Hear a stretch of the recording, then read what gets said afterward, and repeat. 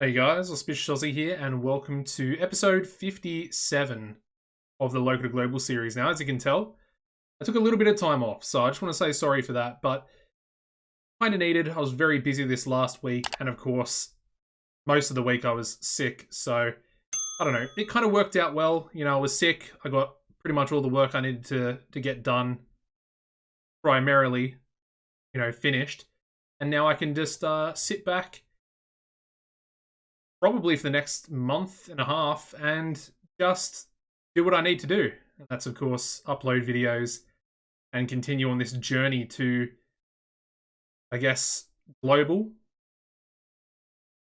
That is, of course, what we're trying to do. Anyway, like I said, it's been about, about 5 or 6 days now since I uploaded the last episode, which was actually our best ever show in that last episode. But this one, as you can tell by the title, we're going to do a few things. We're going to, first of all, get into the Go Home show. Of course, we've also got the pay-per-view as well, which will be our second show of the episode. But we're also going to create our developmental territory. Now, I probably should have talked about it, but we are, edging towards about 11 million in the bank there. So the finances are looking good. And everything's kind of, I guess, where I would want it to be as we are about to create potentially, it might actually make us money. Developmental territories do have the sort of capability to actually make money. But of course, they also have the capacity to lose money as well. But what I think I'm going to do, I think I want about maybe 25 popularity in Ontario. And of course, I did have a suggestion. I think it might have been 3 episodes ago. But we are going to call our developmental territory Ontario Championship Wrestling. Of course, we've been based in the Ontario region. I mean, we've barely left the region in regards to our shows, which, it will eventually change. We'll start to not exactly tour Canada, because that wouldn't be very financially incentivized for us. But once, Quebec and I think is it Alberta? Or is it? Oh, I'll have to check. I honestly can't remember. I mean, it's been, 6 days, and I can't really remember what exactly was going on and what exactly our regions are that we get spillover in. Anyway, it doesn't matter too much, but yeah, Ontario Championship Wrestling is essentially what we're going to be going for. Anyway, Paul Huntington, so I like him, but he's probably a bit too old for us now. Sandra Shine would have been a decent little signing as well, if we were deciding to go with that women's division. But I'm assuming. Oh, actually, I mean, yeah, she extended. Anyway, ooh. Sarah Marie York, also retiring. Yeah, she was with US Pro. Would not actually be that bad of a manager, honestly. I mean, she's got really good entertainment stats. But she's not actually available, so it doesn't really matter too much. Anyway, let's take a quick look at the size here. Oh, it's Manitoba. I thought it was Alberta, but it is Manitoba. Okay. So as these regions are, they're really getting up there in popularity, I feel like once they get to maybe 75, we could possibly run shows there. I mean, again, it also still doesn't exactly make a lot of sense. Ontario will be getting like 15,000, around that sort of mark for our attendances. And obviously Quebec and Manitoba probably going to be a little bit closer to maybe 10,000. So that's a pretty significant chunk of money per TV show that we would actually be losing. Anyway, let's get into this show. I don't really have a lot planned out for this show.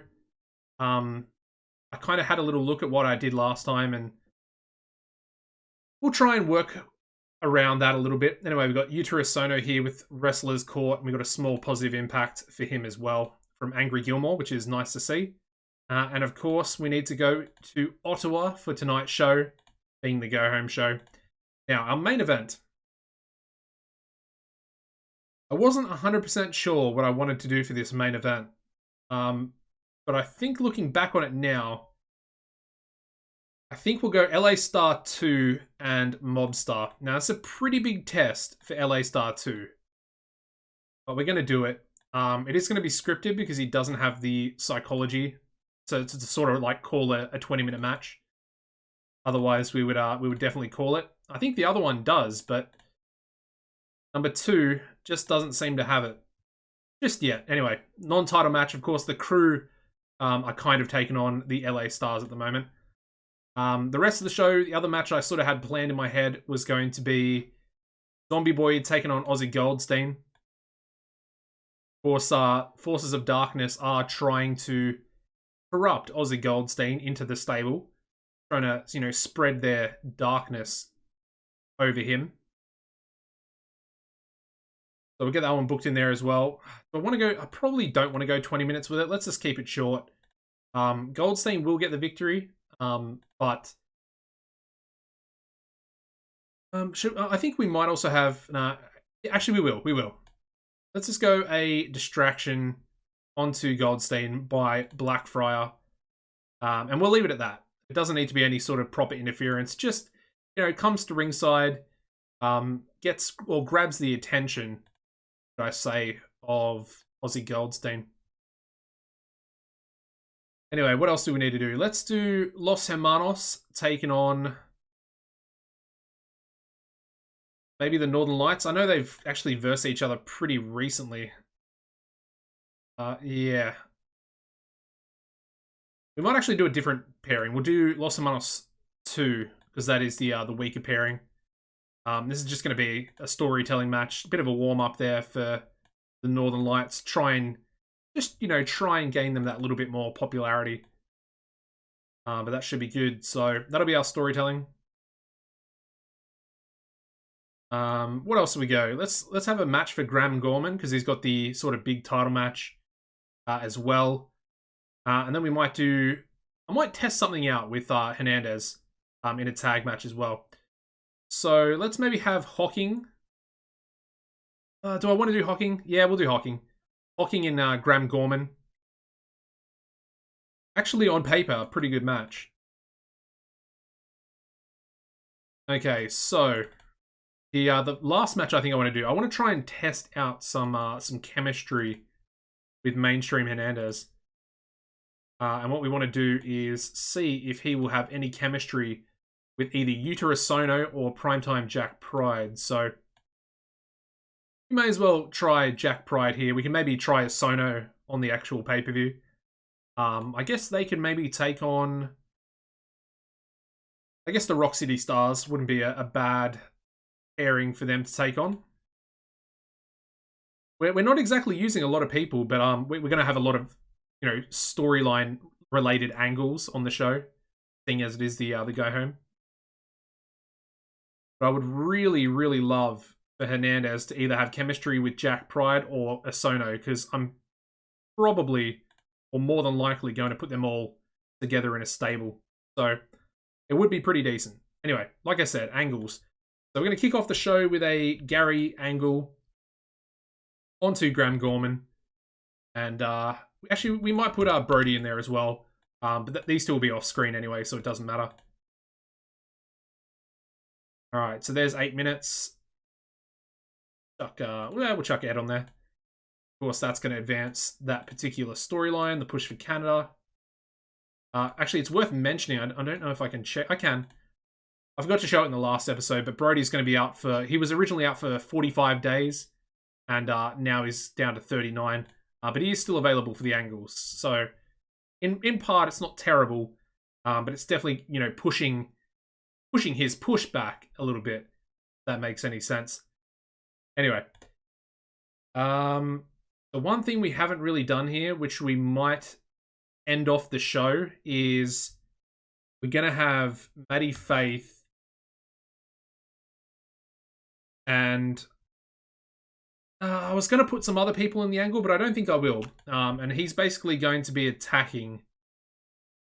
This one's a bit risky because it could damage the storyline if it's not good. But we'll just have to wait and see. But Maddie's going to attack Logan. to end the show. It's going to be like a backstage attack. I think I want to have a Mobstar. Actually, we'll go all of them. Let's go Mobstar, Papa Swole, and Public Enemy. Where are we? There we go. All rated on entertainment, and of course they all have to be unscripted as well, which is unfortunate, but that's Papa Swole for you. And I think obviously we'll have a #1 contender as well after this next pay-per-view. So we'll finally have another challenger for Mobstar, whether it be Faith or Wolfsbane. Really looking forward to that match. That's going to be quite an interesting main event for the actual pay-per-view. What else are we doing? Let's go a Moneymakers angle. So we need, where is he? Jackpot and Stevie P. We will script them because sometimes they don't do too well. Actually, do I want to go? Let's put Alton and Riddick in here as well, off screen. I don't know why. It doesn't really matter because the angle's going to be forwarded anyway. So that is the tag title storyline, I believe. There we go. That's going to go before their match. Still got a fair bit of time. Okay, so I can do pretty much what I wanted to do. Let's have Aldous and let's have Aussie. I'll throw Zombie Boy in there as well, actually. Because this can kind of be like a backstage sort of angle prior to the match. Just going to be Aldous rated there, but everybody, well, I say everybody, it's only going to be Zombie Boy that gets any potential popularity growth as a result. This I like this corruption storyline, and it's going to be very interesting to see how it plays out at the pay-per-view. But I got some interesting things we could maybe do. All right, so let's go Hernandez and let's go Jack Pride. Them in an angle together.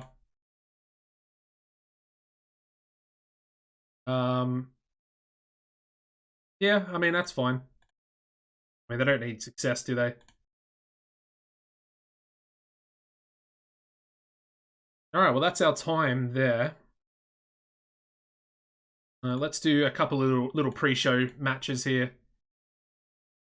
Get Chip Martin involved. I want to get him involved big time. He can team with Rodney Rush. It's a good idea. And I guess they can just take on maybe the Golden Goats. Actually, let's go Young and Wasted. We didn't really do anything on that final go-home show for Young and Wasted or the Golden Goats, so not great. But even still, that storyline's already been going for, well, this is the second month. So, you know, the fans pretty much know exactly what's going on with that storyline.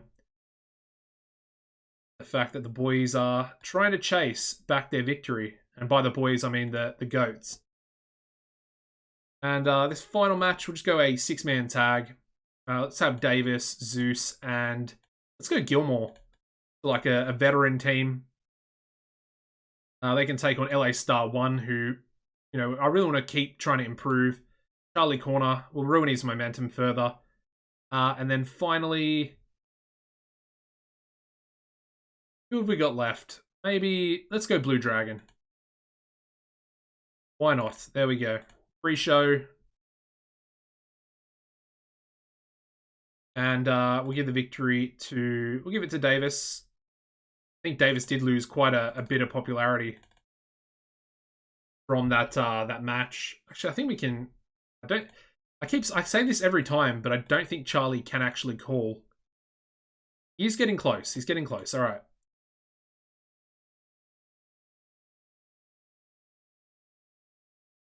All right. Tried to fix the issue, but it's definitely the road agent. And it's going to be, yeah, it's going to have to be Doc.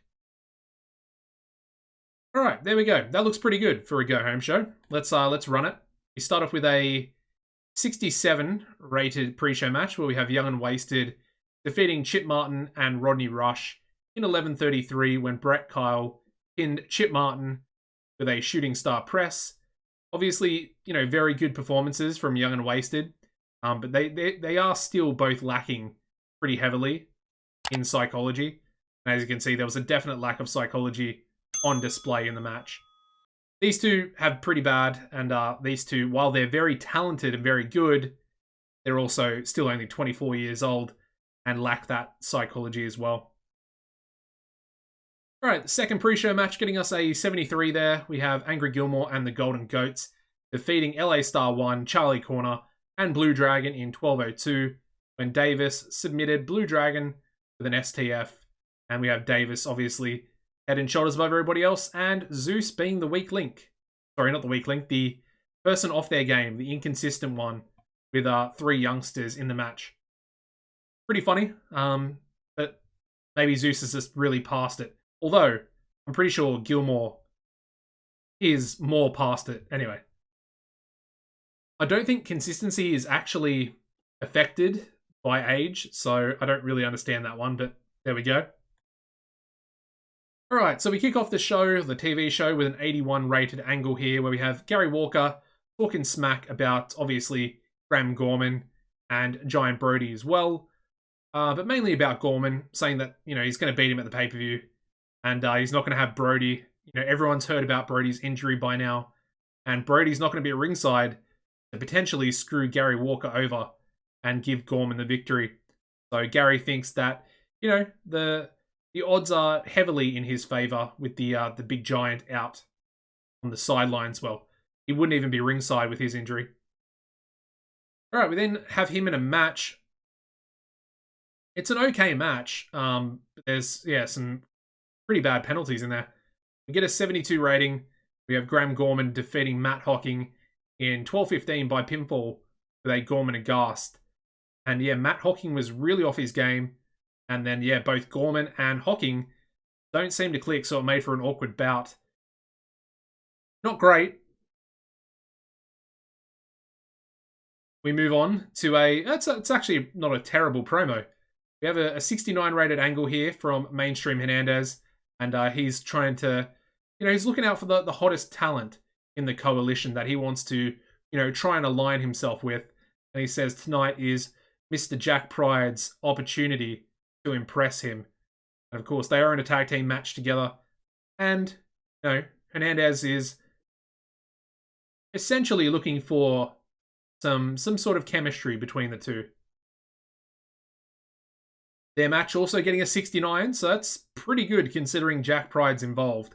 Like a 69 is decent. And if you look at the ratings, there's not a lot of decent ratings in the match either.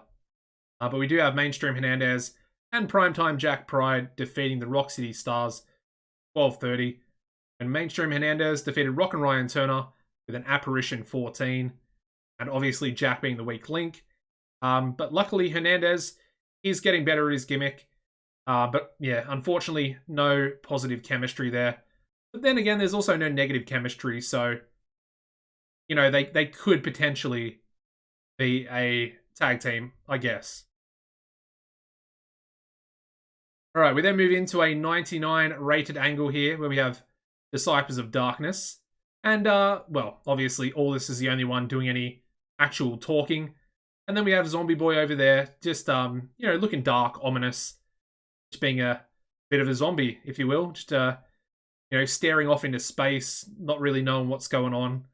And basically, Aldous says that Zombie Boy is going to soften up Aussie Goldstein. And Aldous basically says at the pay-per-view, we are going to bring the Goldstein to the darkness. They're going to bring Aussie to the darkness, try and corrupt him once and for all. And Aldous looks pretty confident in beating him and, I guess, being able to actually, turn him to the dark side, if you will. That's a really good match. I'm happy with that one. We get an 81 rated match here. And again, Aussie still has the morale penalties as well. But Aussie Goldstein does defeat Zombie Boy in 11:48 by pinfall with a golden shower. And then, of course, during the match, we also had Aldous Blackfriar distract Aussie Goldstein at ringside. The match, it wasn't for Zombie Boy to go out there and get a win. It was basically for Zombie Boy to soften him up, like I said. That they really want to bring Goldstein in. And, they have the opportunity of essentially doing that. Potentially, if Aldous wins, there might be some sort of corruption or corrupting involved. All right, we then move into another 80 rated angle. This one's pretty good, coming from the Moneymakers.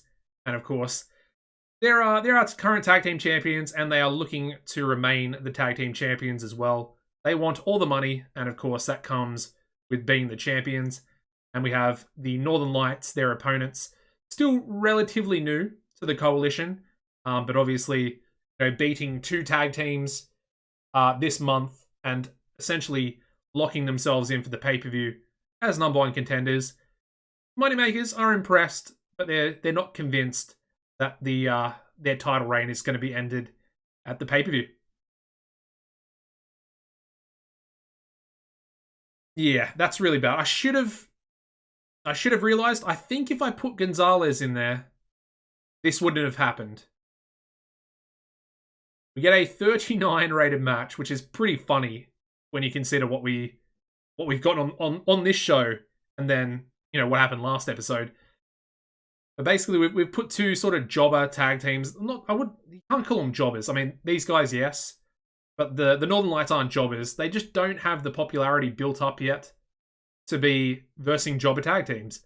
Anyway, we do have the Northern Lights defeating Los Hermanos to 11:32 when Alton Vicious pinned Ray Caballero with a vicious snap. And as you can see, the crowd were turned off by having a match outside the pre-show between workers they don't have any investment in.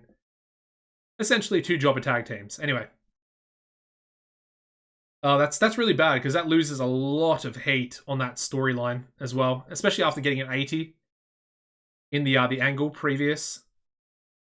Unfortunate. Anyway, I should have realized, and if Gonzalez was in there, it wouldn't have actually happened. So should have thought about that a little bit more, but it's fine. We move on.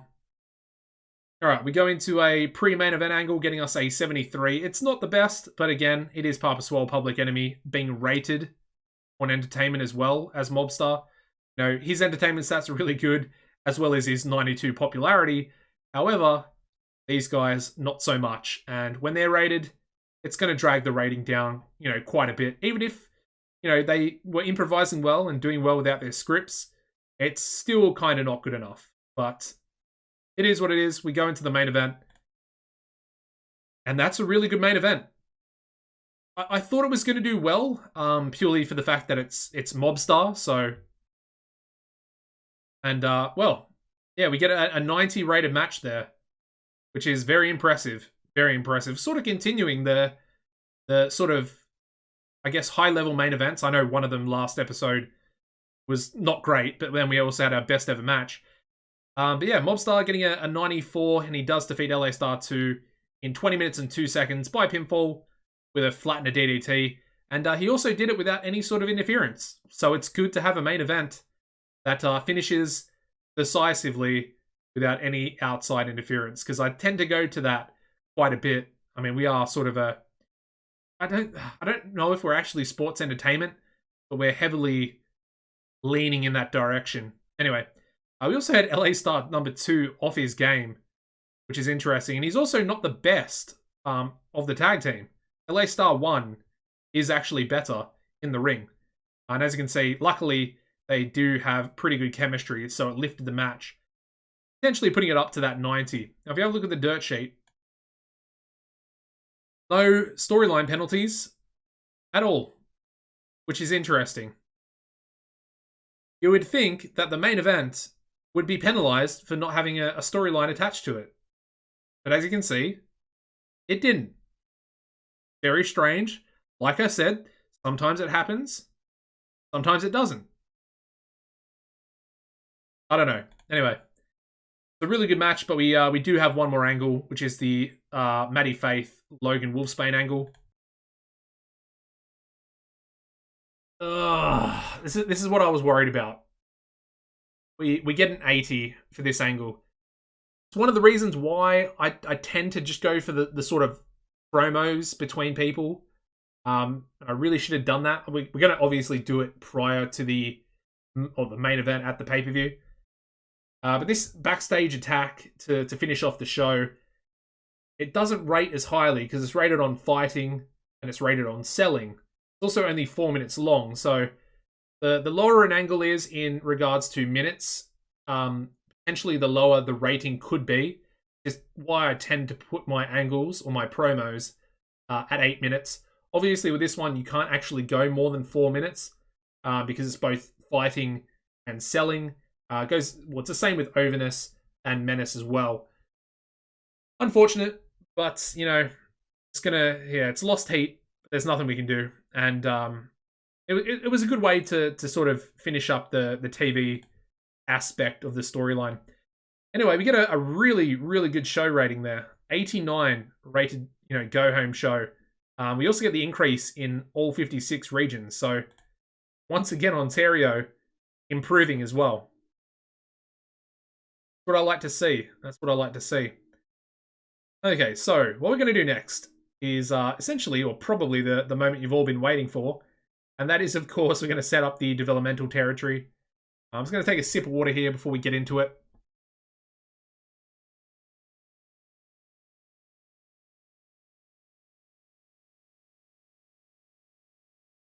Alright, so let's have a quick look at CWA. They got a 90 rated show, which is 1 point higher than ours. That's frustrating. Anyway, they got a 95 rated main event, so, we can't really complain. They've essentially beat us on both fronts. I mean, even their semi-main event, Amber Allen defeating Nadia Snow, got a 91, so that also beat our main event there as well. Okay, so with that said, let's have a quick look at these. Kurt Merritt. Assuming that's it's only a handshake. That's interesting. I thought that might have been an exclusive written contract for Kurt Merritt. So Kurt Merritt's an interesting worker because he's a color commentator, he's a manager, but he's also a wrestler as well, which is very strange. He's only 25 years old, working for RIPW. So that is, of course, the developmental. Oh, Lee Burton is with SWF. Very strange. You wouldn't really expect him to leave England. Is his tag team partner with him as well? Huh. Must be Orson. I guess Orson might be with. Let's have a look at that actually real quick. Then we'll have a look at the figures. Yeah, he is. He is actually in SWF as well. Very strange. You wouldn't. Yeah, I don't know. Okay, fair enough. They are the SWF Tag Team Champions. Alright, so our viewing figures, we get a 2.09 TV rating, so I feel like that's exactly what we got for that really good show, our best ever show, the 93.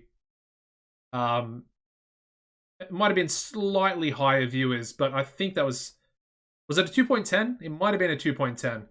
Anyway, very close, very happy with that. And we're up to 84 popularity in Ontario.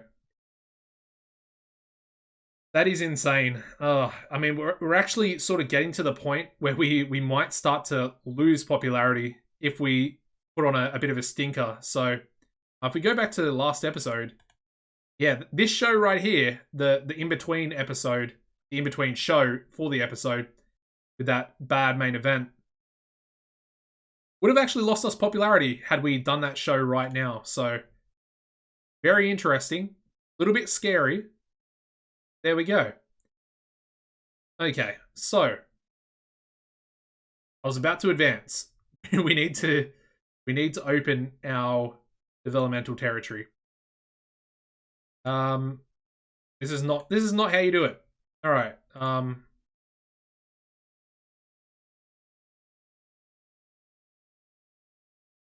I'm kind of unsure what we actually go for here. I guess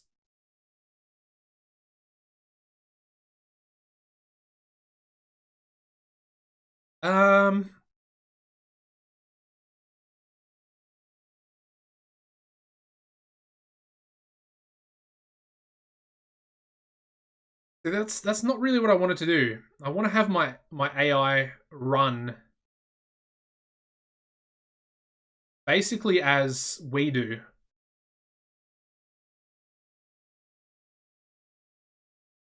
And TV or monthly doesn't really seem like what I want it to do.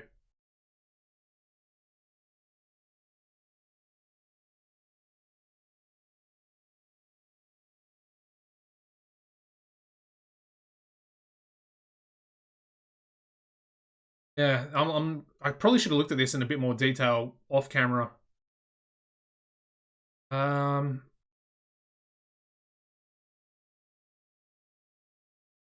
I guess what we'll do, we'll go TV or monthly, and hopefully CWC is going to be in here. That is perfect. But which one is it? That's interesting. I think I made 2 products. They might actually be exactly the same. I think they are exactly the same. Okay. I'm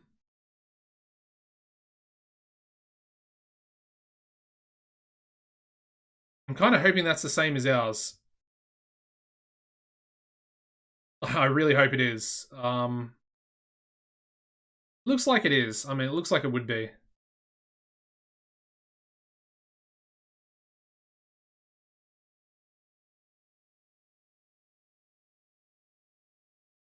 Yeah, I mean, whatever. Let's just go with it.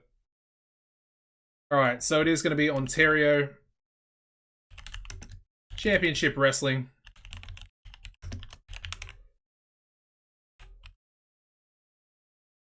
And it's going to be OCW.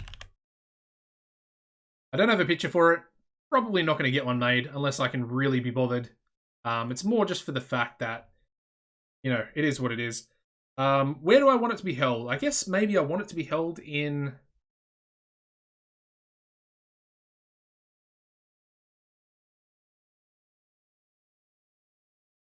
I mean, Ottawa would probably be kind of make the most sense. It's where our go home shows are. I mean, Toronto would probably make the most sense overall. But I think for this, let's just go with Ottawa. I want 25 popularity, so as you can see, it's only going to cost 1 million. But basically, the company will be growing itself, so it's not a big deal. Make this website really quick, ocw.com. Not really sure what the what do you call it? The URL would be for a Canadian website. I have no idea. Yeah, I think that's everything. I mean, hopefully the product is correct. Otherwise, we're going to have a bit of an issue. But hopefully we should... Okay, so Ontario Championship Wrestling is taken already. I mean, part of me just wants to maybe go Coalition Wrestling, but...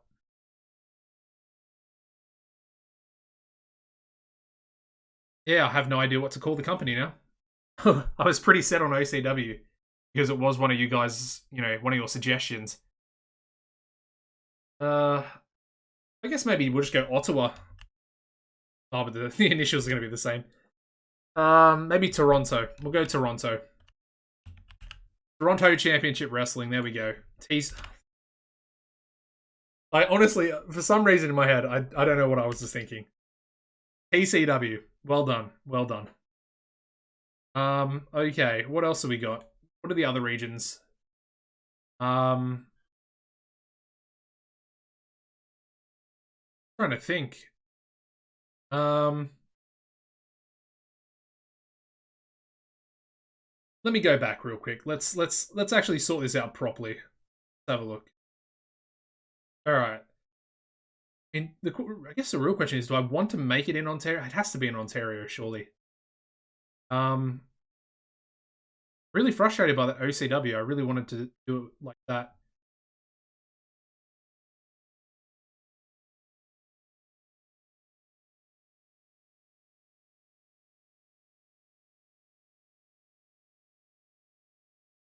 Yeah, I honestly have no idea. I'm just trying to come up with something on the spot here. Let's...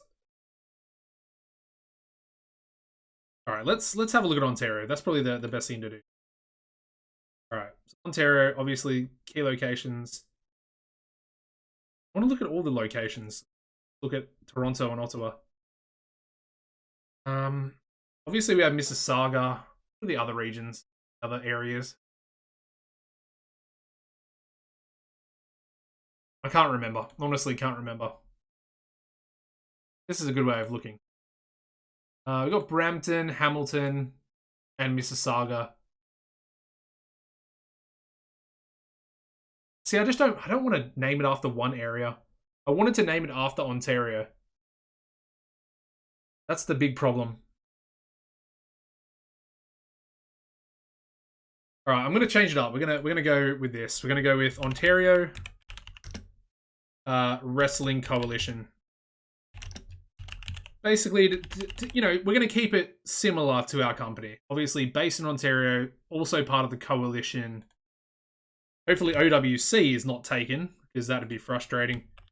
And then I'll quickly do this as well. All right, man, that was not great. And I guess we'll stay in Ottawa.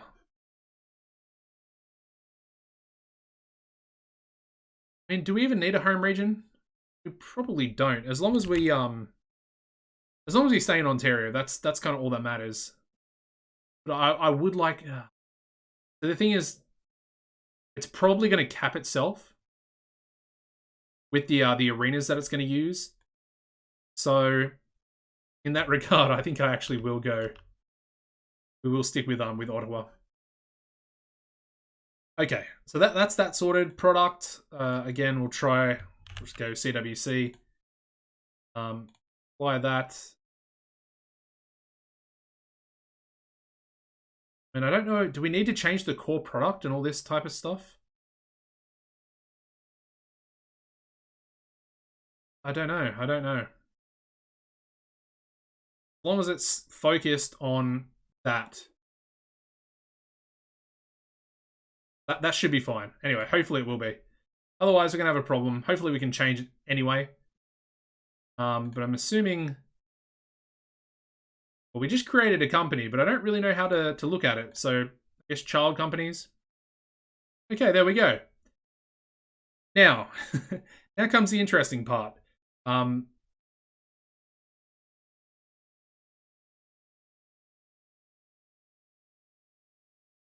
We need to set an owner and we need to set a booker. So, this is, again, something I've never really done before. So, bear with me. And realistically, we'd probably want a Canadian. So, if we can get a Canadian, that'd be great.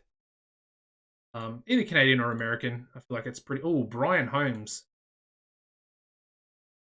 Where's his booking skill? His business skill's pretty low, but his booking skill's not terrible. We've got a 69 there, so he might actually be a decent booker. Canadian Dragon. Yeah, terrible business. Dan DeLay. Pretty terrible. Worse, even. Alright, so we're essentially just going to go through... Ooh, Joey Poison is very, very good at booking. Very good. He's also a color commentator. So he would be a very good option for us to be... Or for him to be our booker. But it does look like we might need to get an owner from somewhere else. Although I don't think the owners actually make too much of a difference. I might be wrong on that, but I don't think they will, because essentially we're running the company anyway. We're taking the losses, we're taking the profits. So I wonder if I can actually put Alexander Robinson in there. So Joey Poison will be our booker. But let's have a look. Alexander, yeah, he's not there. Let's go any. I don't know. For some reason, I just want Alexander Robinson. And he's not there. Okay. I guess because he's maybe our owner. He can't be the owner of another company. That would make a lot of sense as well. So what we're going to do, I'm going to go back to... We're going to go for Brian to be our owner. And like I said, we'll go Joey Poison be our... Ooh.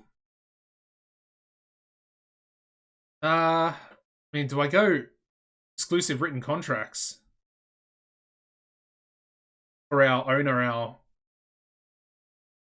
The thing with Brian is he'll probably be the road agent as well, so it's actually not terrible.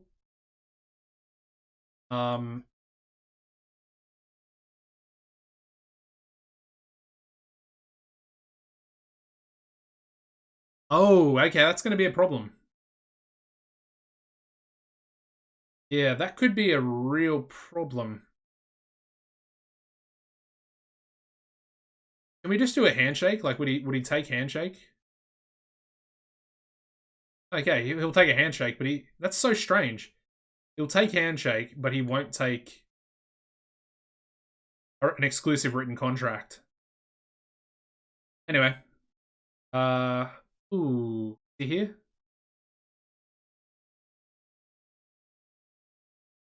Is Joey Poison not here? Really? Where's Joey Poison? I really wanted Joey Poison to be the, yeah, he's literally not here. Alright, this is messing with me a little bit. Anyway, once again, we'll go Canadian. We'll try Canadian first. That would be funny, getting Bobby Thomas in, but he's pretty terrible. I mean, Brian would actually be, you know, probably the best option here as well. We already looked at all these guys. Except for Maverick. Maverick's not too bad. A little bit lower than his name, Brian, but not terrible. We might go John Maverick. But he's also a road agent. That's so unfortunate. I really wanted Joey Poison, man. Oh, I kind of wish that I did Joey Poison as the, Can we change this?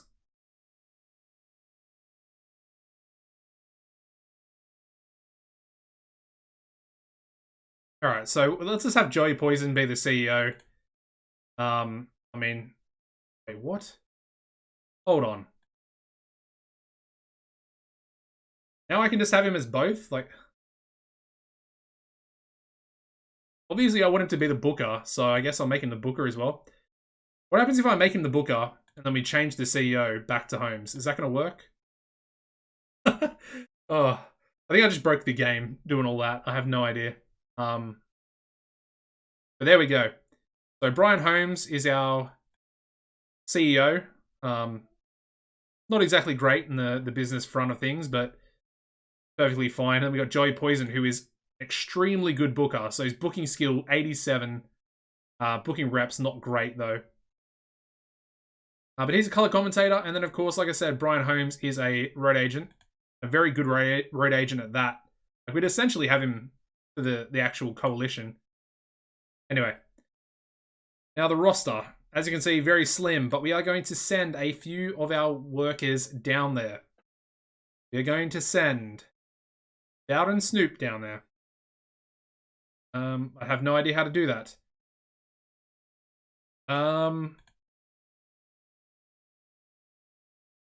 Sure, there's a way. Just send them down. Maybe they have to be on a written contract.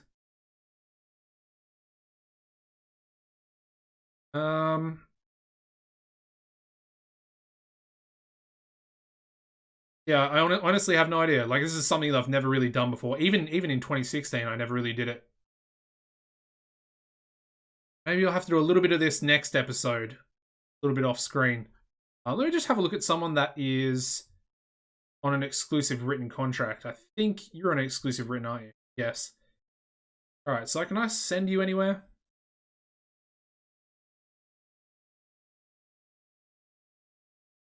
I mean, people on send away. Was that there for the other guys? I think it was as well. Anyway, we're not going to send Asono. Where is he? Where is he? Bowden Snoop. Send away. You guys are probably yelling at me. I'm blind. Not really blind, but... Hold on. Okay, cool. Just double checking, just double reading what I was actually doing. Cortland Bartlett can go as well. Basically just the sort of jobber guys that we really don't use. Jay Silver's another one. Who else? We might be sending Doc down as well. I'm not sure though. But he would make a pretty good manager for some guys down there, potentially. Who else? Pepper Pelton can go down. It's also worth mentioning I can bring all these guys back up if I need to. So they're not gone forever. We can always just bring them back, and we can always essentially just chuck them onto our shows, even though they're with the developmental territory. Now, Rodney Rush, we'll send him down as well. Because he needs to be developed, and I'll potentially just keep overlooking him, to be honest. Willie LaRue, maybe. Let me know what you guys think. Should I send Willie LaRue down there just to sort of develop everybody, really? Because he's got the stats to do it. He would also probably be the champion down there. Because he's arguably got a lot of overness and a lot of talent as well. So I'm assuming that they would probably book him pretty well. And the other one would be Zach Powerson. I mean, his psychology, it's improving, but it's improving slowly, and I am constantly overlooking him as well. And we need him to be good enough. I'm going to send him down as well. Breaking up the frat pack, I know, but like I said, we can always bring him back. But let me know what you think about Willie. Because if Willie doesn't go down, I would assume that Zach will probably become the champion down there. Robin Newman's going down as well. So if we ever need our jobbers, we can, like I said, just bring them back up for one appearance whenever we need somebody to job out. I'll keep Zippy up. I think Zippy will be good as a sort of permanent jobber. And of course, we've got other guys like Blue Dragon. Charlie's still there. I think that's kind of it, apart from maybe Ray and Louise, who we can always depend on.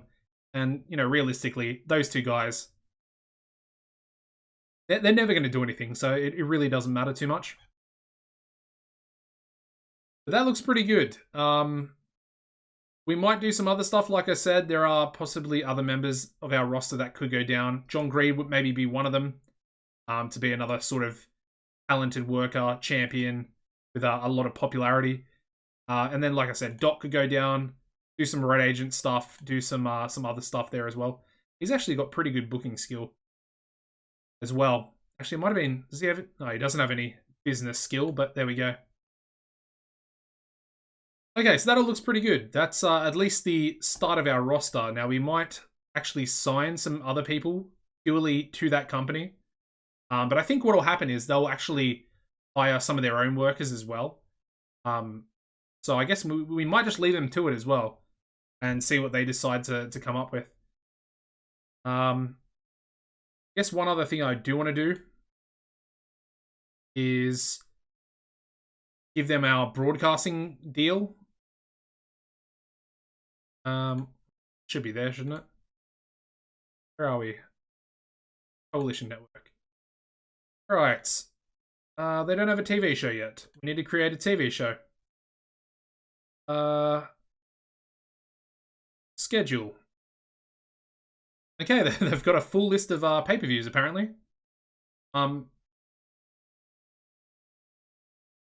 They are old pay-per-views.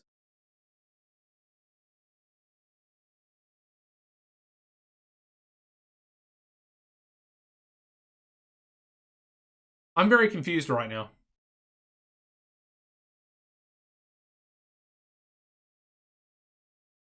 Are these our old ones? I honestly can't remember. I don't think they are. I wouldn't have called a pay-per-view Back in the Saddle. There are some of them that have Payback's a Bitch. That has,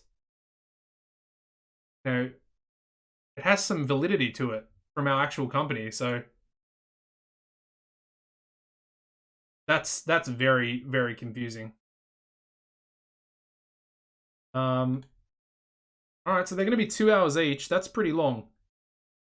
There is a way to modify all events, isn't there? I guess I'll do it manually. Looks like they're all an hour and a half. Yeah. Okay, so what I want to do is make them all on week 4 and have them be on the same day as our pay-per-view. I think we're on Saturdays, aren't we? I mean, there should be a faster way. I'm probably not doing it correctly. But week 4, just going to go through, chuck them all onto the Saturday. Probably check that our shows are actually on the Saturdays and not the Sundays. They're on the Sundays, aren't they? I really should have checked this before I decided to do all this. Anyway, we've still got the pay-per-view to come this episode, but bear with me, because we're going to... What am I doing?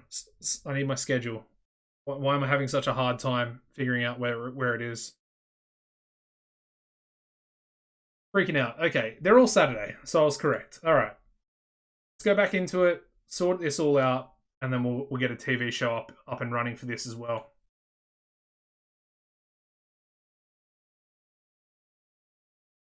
I'm excited though. I'm excited to see what it can actually do. I think it'll be pretty cool.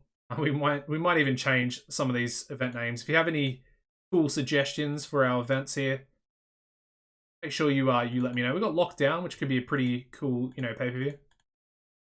Obviously, Lethal Lockdown back in the day for TNA. Back when I actually watched TNA. And a lot of TNA was actually really good before Hogan and Bischoff came. That's kind of saying something. Really, I wouldn't even sort of give it a go this day and age. Really don't like what's his name, Josh Matthews. That guy is just the worst announcer. Something about his voice, it just, I don't know. I feel like a lot of people feel the same way. It just kind of infuriates people. Definitely, it infuriates you, or infuriates me, I should say, when he literally tries to strain his own voice to make something seem cooler than it is. You don't need to do that. Don't need to do that. And I feel like he does it a lot. Anyway, little mini rant there. Let me know what you guys think of Josh Matthews. But try and keep it relatively clean, if you will. And yeah, let me know if you like him. I mean, some people may like him. I have no idea. Anyway, ticket pricing. We'll keep it at... Actually, you know what? Let's go cheap tickets. It's a developmental territory. Let's give people some leeway. Come and watch it. Anyway, new TV show. OWC, I guess, Coalition Wrestling. Basically have it the same as our main show. And I think we'll just keep it on Wednesdays as well. Maybe we'll hold it on like a Monday, because otherwise we could run into some not so great things happening as well. Okay, that looks pretty good. So that's off air, but we can put it on air with our own broadcaster, which is the awesome thing about having our own broadcaster as well. There we go. Okay.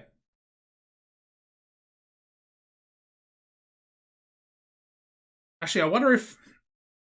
That's an interesting thing I didn't really think about. If it's on a Wednesday, then it's going to be up against Coalition Wrestling, from the CWC. So, therefore, maybe we should change it to a different day. I don't know. Let's see what happens with it. I'm curious. I want to see what happens. I guess we have pay-per-views as well for that. I didn't really understand the booking of it. But let's chuck it on to the Coalition Network here as well. Okay, there we go. So we got both the TV shows, both the events running off those as well now. It's cool. We're gonna turn off house shows for them. Maybe I should put them on. Maybe house shows is the way to go. I'm not sure if it actually allows people to improve or not. Anyway, doesn't matter. Let's get into the pay-per-view. It's gonna be a long episode otherwise. Already at what, 55 minutes.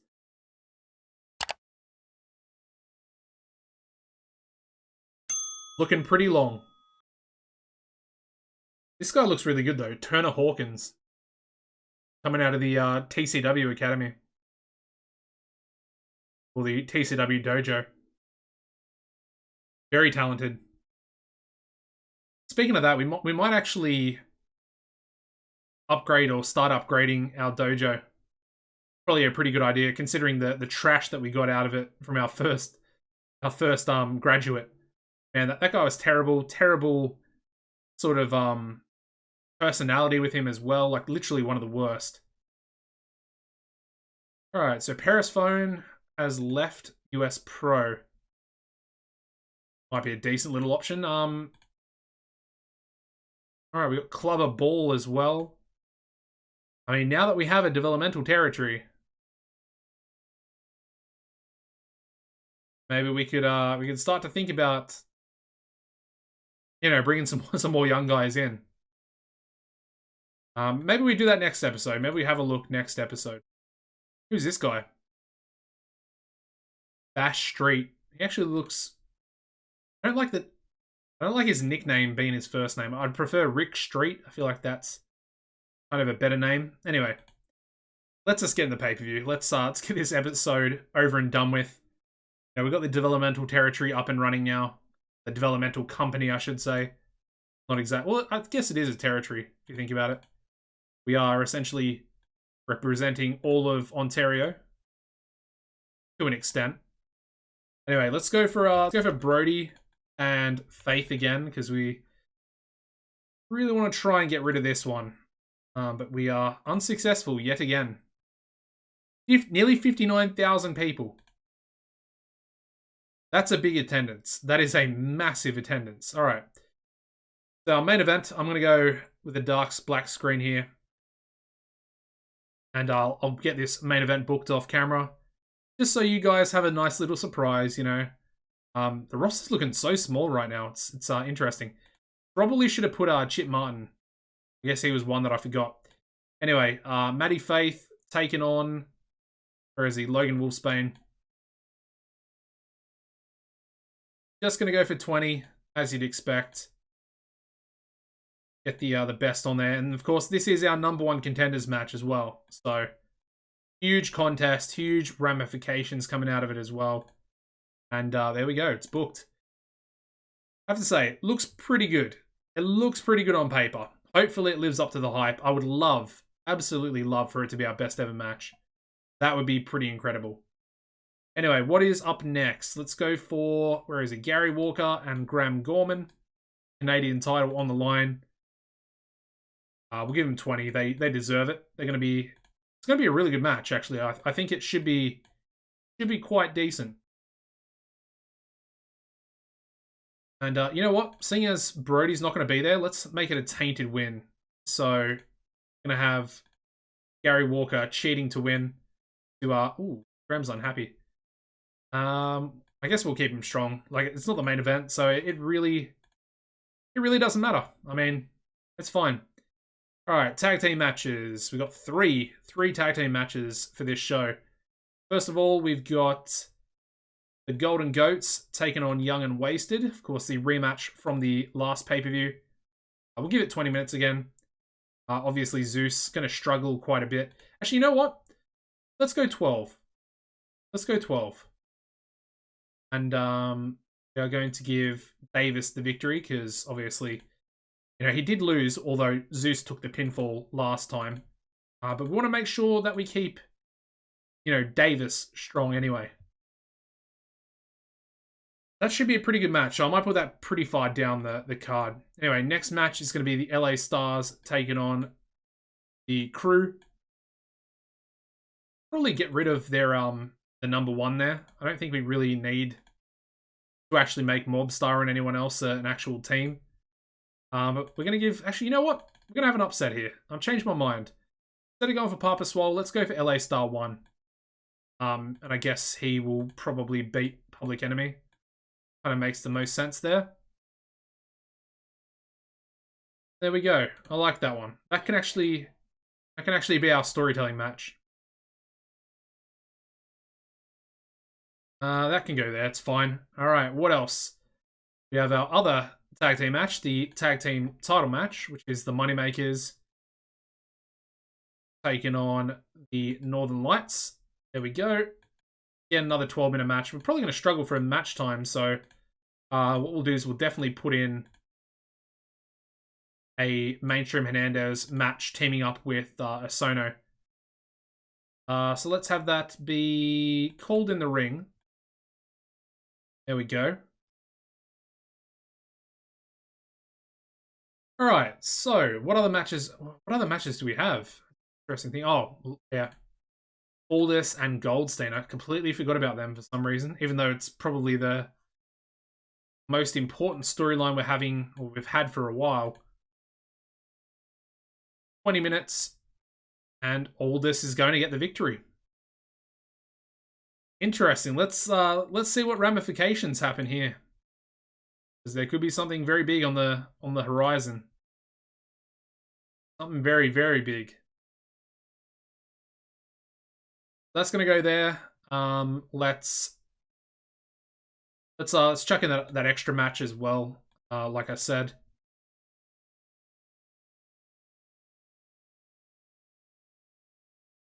So yeah, Hernandez, Osono. Who are they going to take on? We already did the Rock City Stars.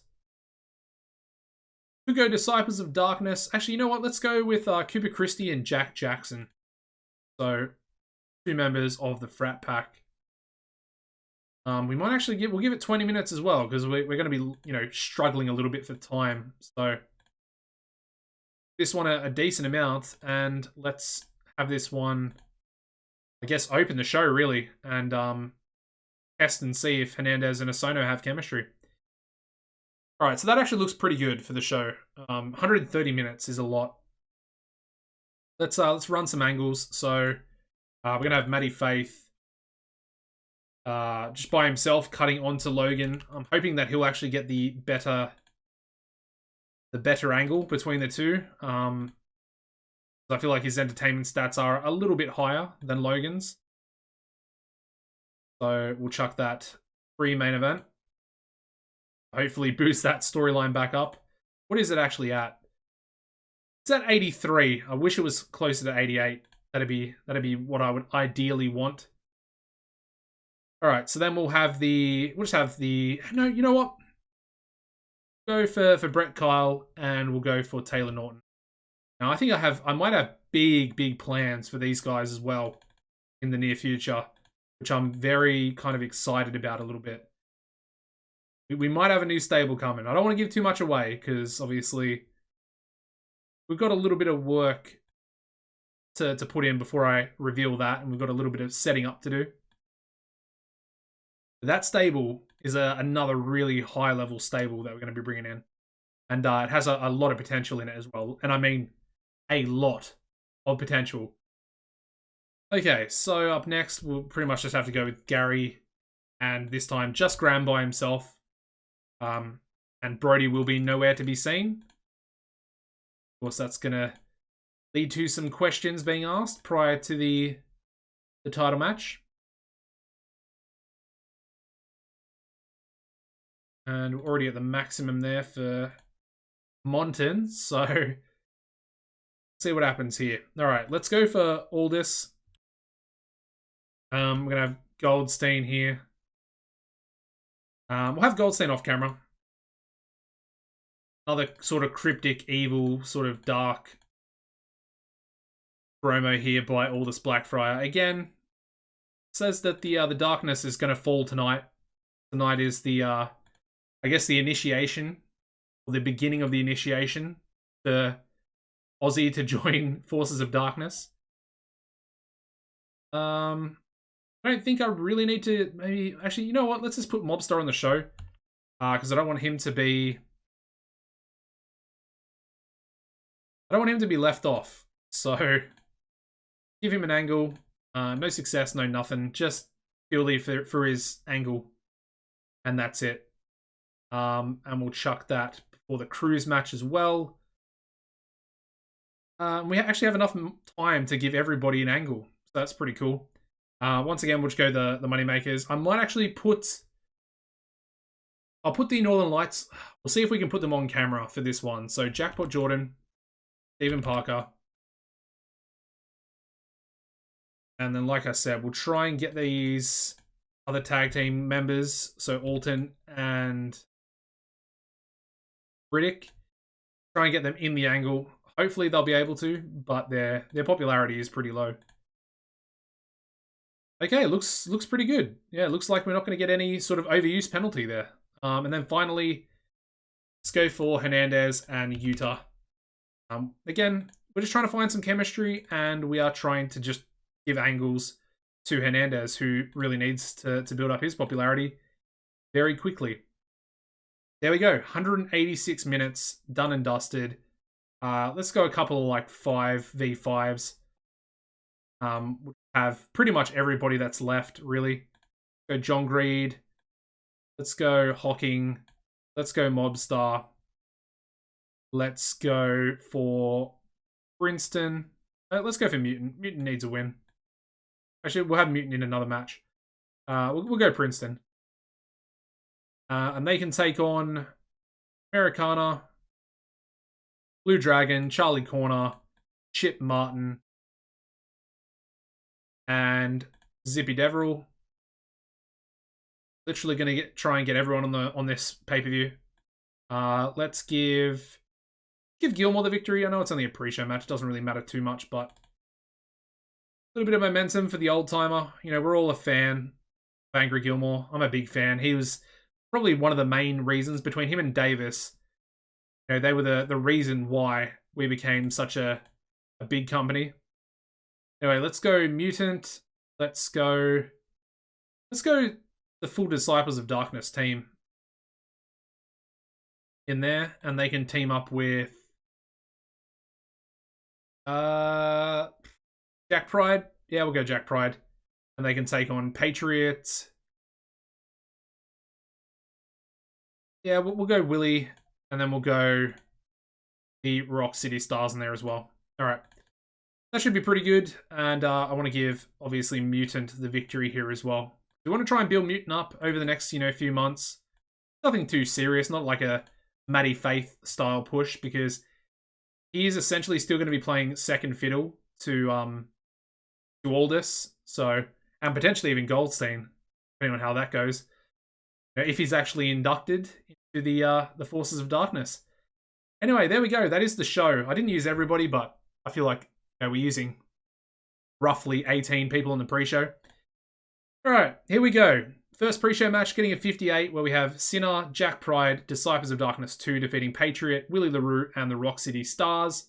In 12-19, where Mutant pinned Willie LaRue with the Tina Turner. Good pre-show match. And then an even better pre-show match, we get a 71. We have Gilmore, Greed, Hawking, and Mobstar and Princeton Price defeating Americana, Blue Dragon, Charlie Corner, Chip Martin, and Zippy Deverell. In 12-27, when Angry Gilmore pinned Americana with an anger management. Obviously, Mobstar standing out, but that's a really good pre-show. And hopefully, some of these guys will get a little bit of a psychology improvement with their stats. All right, we kick off the main show with a bit of a letdown. 64 rated angle here, and Hernandez struggled when going off script. I probably should have put Deanna Desire in this one as well. Obviously, she helped the Sono during the angle, but her entertainment stats are also pretty good, so it might have elevated it, a little bit higher. Their tag team match does pretty well. Actually, very well. I have to say, a 72 is obviously a big improvement. But then again, yeah, the last match with Hernandez had Jack Pride, so yeah, this one's a bit better.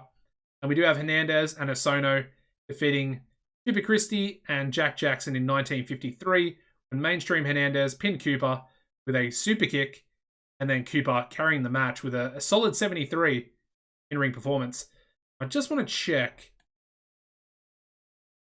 Yeah, so his declining physical ability, he also got penalized for consistency, which is frustrating considering how good he is and how experienced he is as well. Anyway, we move on. No positive chemistry either. We go into a 75 rated angle where we have a confrontation prior to their match between the Moneymakers and the Northern Lights. And the Northern Lights look pretty fired up. They look like they're about to take the tag team titles away from the Moneymakers. That match gets a 70. We get a 70 out of the Northern Lights. Very impressive. And we do have the Moneymakers defeating the Northern Lights in 11:34. And Stevie P pinned Riddick Jordan with a Make It Rain. And the Moneymakers making defense number 5 of the Coalition Tag Team titles. And of course, both teams picking up Tag Team Specialist bonus. So, very happy to see that. And we got an 81 in-ring performance there from Jackpot. That guy is incredible. We might transition the Moneymakers into Stevie P and John Greed and have Jackpot be the sort of standout. Not necessarily the leader, but I guess the standout, the top guy that's potentially going to challenge for the Unified World title. Anyway, we then go into a 99 rated angle. This one, obviously, Aldous Blackfire, continuing his ominous dark messages to Aussie Goldstein, saying that tonight is the beginning of the end of Aussie Goldstein. He is going to force his way, or we're going to force his way into the darkness to make sure that he joins us. Similar to the Dark Order, but less. I don't know. I don't want to be mean and say jobberish, but more sinister, more dark. Dark Order's not really dark, if you will. Kind of almost like a comedy stable at this point. Anyway, obviously, the Forces of Darkness is very, very much not that. They're very occult, into the darkness. Sort of like the Ministry of Darkness, I guess. Anyway, the match between the two does okay. Doesn't do too well. I expected maybe a little bit more, but it is what it is. We get an 81 out of this one, where we have Aldous Blackfire defeating Aussie Goldstein in 1935 by pinfall with a Batwing. So it's an okay match. I'm not sure about Goldstein anymore. Not sure if he has what it takes. I mean, as you can see, we actually got the double penalty, which is frustrating. And again, we actually got penalized for Aldous being inconsistent, and then obviously the low morale penalty as well. So, and then of course the low experience for the announce team. So lots of penalties in there. Five big penalties. And again, the storyline penalty. It's just so frustrating. Ruining another good match. Anyway. Right, we then go into a random Mobstar 100 rated angle. Just him cutting a promo. Talking about, obviously, the crew. Everything that's happened recently. And he basically says that he's looking forward to whoever wins the main event here tonight. He wants to, defend his title. He wants to fight. That's what he does best, and it's what he wants to get back to doing. All right, we then get a 63 rated tag team match here where we have the LA Stars pulling off the upset, defeating the crew in 12:29 when LA Star won in Public Enemy with a double stomp. And obviously Public Enemy off his game, and it was also the weak link. There we go. Anyway, it's a good match. I'm happy with the 63 from these guys. Low popularity. These guys, obviously low psychology. So, all in all, 63 is good. All right, we then go into an 81 rated angle. This one, Gary Walker cutting a promo in the ring prior to the start of the bell ringing. And of course, again, talking about Giant Brody and the fact that Graham's got no backup here tonight, and there's no way that he's going to get the job done. No one, his big brother, if you will, is not going to be overseeing or looking out for his back in this contest.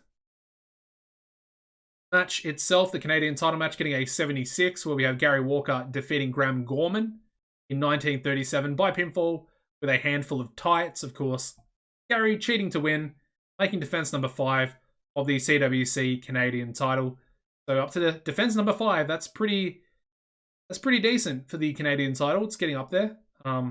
Obviously, we did have to keep Graham strong, so the match could have been a little bit better. But I think overall, I'm happy with that. All right, we then go into a 72 rated angle. This one, unfortunately, Taylor Norton struggling, but we have Young and Wasted.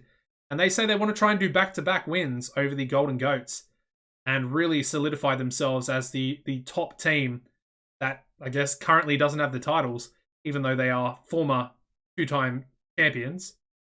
And the Golden Goats have never held the tag belts. So there we go. 72 is not great, but again, hopefully it's just going to help them build up a little bit more pop. Hopefully the match will as well, even though, as you can see, it's not going to be a successful venture for them. But we get a 77 rated tag team match here, where we have the Golden Goats defeating Young and Wasted, getting a bit of revenge there from the last pay-per-view. In 11:44, when Davis Wayne Newton pinned Brett Kyle with a fisherman suplex. And of course, Davis getting the win back, gaining some more momentum back for himself as well. And yeah, it's a really good match. Happy with that. 73 for both Taylor and Brett. So they're doing well, still continuing to push themselves up. And like I said, I've got big plans for these guys in the near future. Big plans. All right. We then go into the pre-main event angle. Here we go. 87. That's actually not that good. I should have gone Logan. I should have maybe just done a double angle. So do Maddie and then do Logan. Anyway, as you can see, it advances the storyline, but it doesn't actually gain it heat. I was hoping for a 99 or a 100 for Maddie Faith here. He worked the crowd well, and the announcing color commentary gave it a boost, but just not that good, to be honest. Unfortunate. A little bit unexpected from Maddie Faith. All right, and the main event. Here we go. All right, so that's pretty frustrating. It's a really good match. We get an 88 for the main event, but it's frustrating because we've got a psychology penalty. Now, without that psychology penalty, this match would have been 92, 93, somewhere around there. It might even have the storyline penalty. I have no idea. Probably, actually it might, because it gained heat. Anyway, we do have Logan Wolfsbane defeating Maddie Faith in 1945 by submission with a Boston Crab. So therefore, Logan Wolfsbane defeating Maddie Faith, becoming the #1 contender for the Unified World title. The emergence of Logan Wolfsbane has come full circle. He now finds himself as the #1 contender. He will take on Mobstar next month, which, like I said, the emergence and the opportunity for Logan is massive, and the potential for our best ever match coming out of that one is really, really there. It's really there. Both on, currently on 92 popularity. Maybe Logan might gain a little bit. Probably not. Doesn't really matter. They're both up there. And that's crazy. Now, if we get a psychology penalty like this one, I'm going to be pretty frustrated. But we'll take the 88. It's good enough. A little bit frustrating, purely for the fact that, maybe if I scripted them, this match would have got like a 95. I have no idea. Anyway, as you can see, Segment was penalized for lack of psychology. Logan was penalized for inconsistency. And then we also had Maddie Faith being penalized for low morale, of course, with that botch to Giant Brody last episode. That's a lot of penalties, and we still got an 88. And when you get this penalty, this is a big penalty. This lack of psychology. That's very interesting. Anyway, let's finish the show. I'm pretty happy with the pay-per-view overall. Once again, we get an 89, so the same as the Go Home show, which is very positive. And actually, I think it still is improving our popularity in Ontario. As you can see, the 18 region increase there. So we're going to have to go Maddie Faith. Aussie Goldstein. Hopefully these morale issues will start to disappear. Otherwise, it's not going to be happy days. It's not going to be happy. Anyway, who else needs it? Let's go with Yutaro Sono. I'm not sure. I'm pretty sure he had morale issues as well from me leaving him off other shows. But hopefully, at least Goldstein. If we can get Goldstein sorted out, I'll be very happy. Either way, it's fine.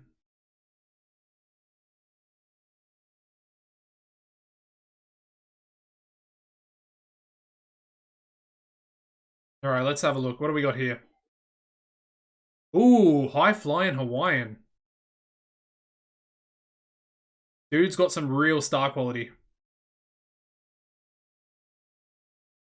I think we're gonna have to go in for him as well.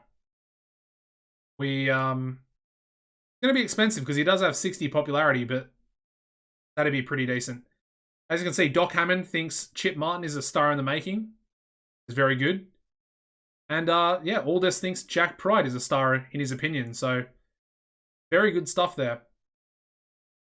Anyway, our pay-per-view buy rate 0.71, so 355,000 buys there. And we got a 1.61 TV rating for our actual broadcaster. That's all very good. We're going to leave the messages in there. I want to make sure for next episode we remember to try and negotiate for High Flying Hawaiian. But in the meantime, let's have a look at some popularity. So, ooh, LA Star 1 and LA Star 2, they're very popular now. He's up to 50, LA Star 2. LA Star 1's up to 42. Which is very, very decent. Did Papa Swole lose a lot? Guess that would be my real question. He lost 1 point. That's real good. And yeah, Public Enemy actually gained a point of popularity from losing that match. Well, I guess from throughout the month he gained a point. Anyway, the real people we want to look at is obviously Maddie Faith, first and foremost, who's up to 85 now, which is massive. Still annoyed, which is very, very frustrating, but that's fine. Yeah, I mean, he does have bad psychology. That should be said. His stats aren't the best in the world, but boy, can he get himself over. 85 popularity, and that was in a losing effort, so he gained 3 points this month, despite actually losing that number 1 contenders match.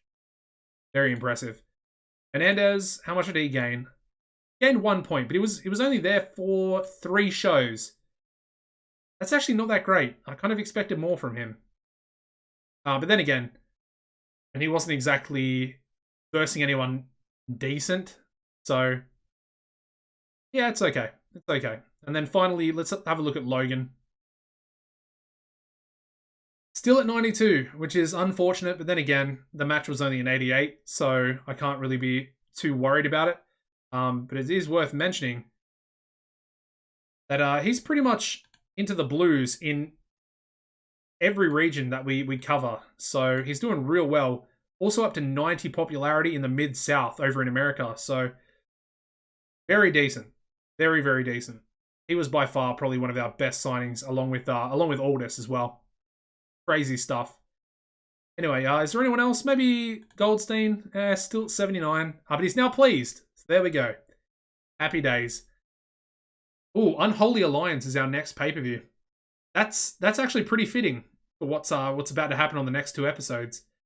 Anyway, let's have a look at the Child Company. That is what their roster currently looks like. They're the guys that we've sent down. So we sent down Bowden Snoot, Cortland Bartlett, Jay Silver, Pepper Pelton, Robin Newman, Rodney Rush, and Zach Powson, by far the biggest sort of star we have down there, I guess. Yeah, very interesting. But we'll see what they do. Let's advance one day. I want to see what the finances look like, because we've obviously spent $1 million.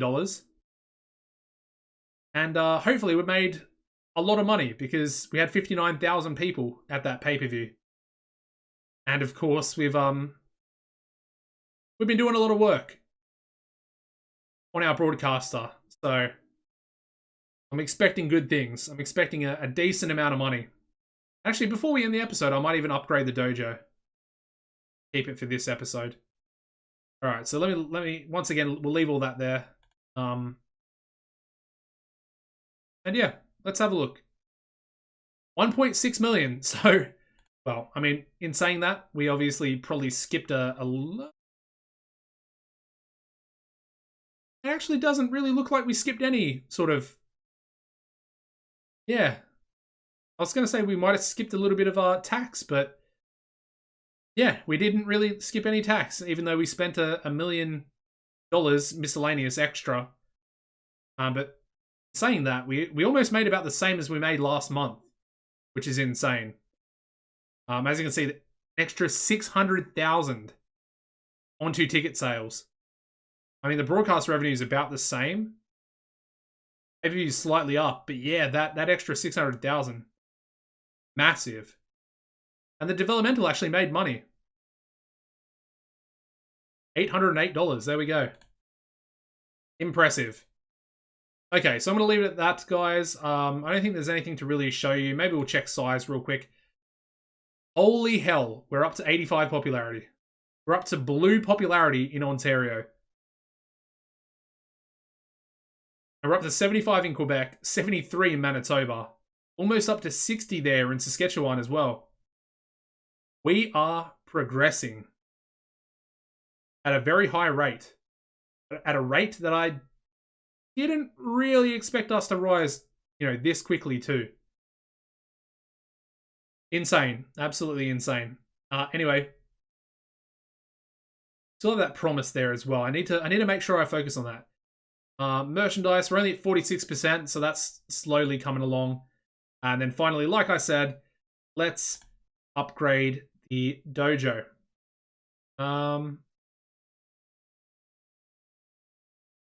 Where do I do that? I need to do that in... Can't remember where to do that. Training facilities, that's where I do it. Okay. Yeah, I guess we can just upgrade.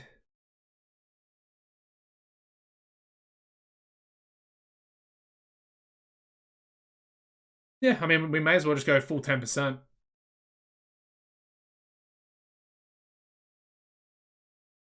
And then we'll do another 20% onto facilities as well. There we go. 90%, 80%. And we're expected to have 8 graduates per year. So hopefully that's going to prevent a lot of the trash coming through now that we've actually upgraded it.